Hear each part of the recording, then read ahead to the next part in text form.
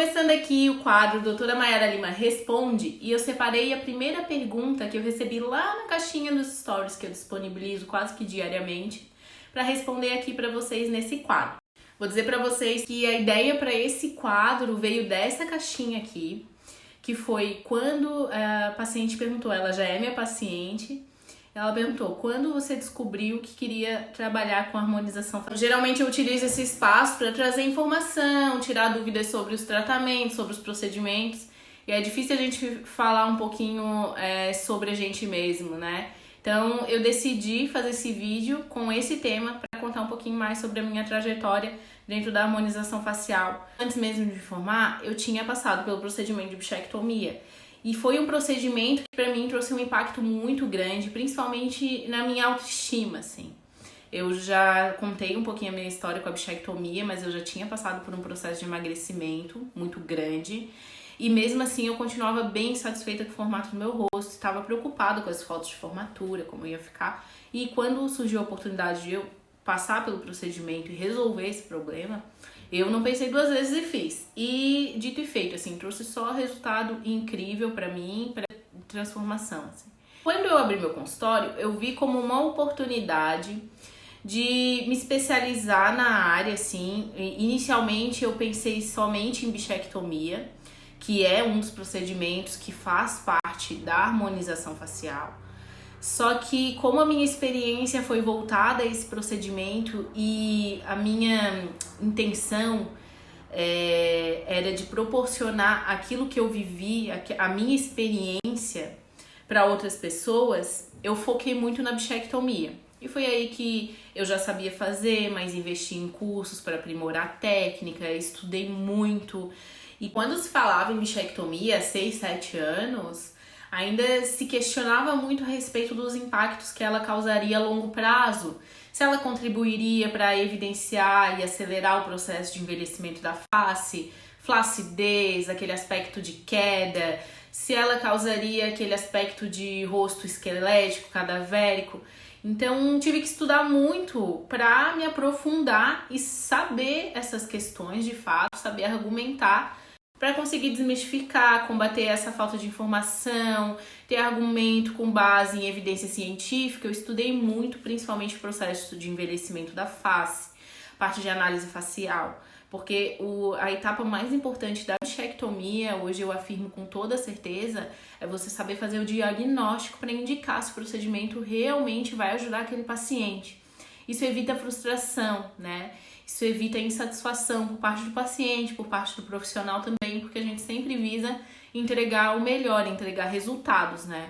E nisso, mesmo não fazendo outros procedimentos de harmonização, que era a parte de botox, de preenchimento, muitas vezes o paciente chegava até mim para buscar a bichectomia e eu tinha que saber falar para ele o que era indicado.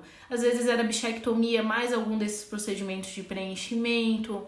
E então eu tinha que estudar, além da técnica do procedimento em si, as indicações, as implicações, o que ela impactaria a longo prazo. Tudo isso começou a ter como consequência uma assertividade muito alta assim, dos resultados e dos feedbacks que eu comecei a receber por parte dos pacientes, da satisfação, da transformação que eles estavam tendo com o resultado do procedimento.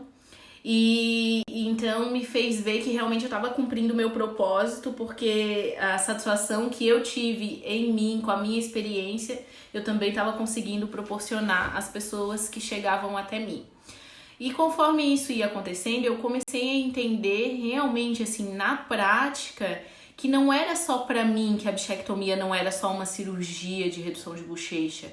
Realmente ela transformava vidas a partir do... E o meu propósito, ele não estava só acontecendo para mim, ele realmente estava causando impacto na vida das pessoas. E também conforme a demanda crescia, a porta de entrada na minha clínica sempre foi a bichectomia, que era o procedimento que realmente acabei me tornando referência aqui na região. As pessoas me procuravam, só que a gente tem que saber muito bem, além de indicar, as limitações que o procedimento tem mesmo quando ele é indicado. Então, eu acabava, na consulta de avaliação, além da bichectomia, eu falava de outros tratamentos que poderiam ajudar aquele caso, o paciente, a ele ter um resultado mais satisfatório, mesmo que eu não realizasse o procedimento na época. Então, às vezes eu indicava para colegas que faziam preenchimento, essa parte de toxina botulínica, o Botox, e não fazia. Mas os pacientes já confiavam em mim, já tinham passado pela cirurgia e me pediam: doutora, por que não começa a fazer essa parte? Pode contar que eu já vou ser tua paciente, eu queria continuar aqui contigo. Se tu sabe indicar, né, pode começar a oferecer também.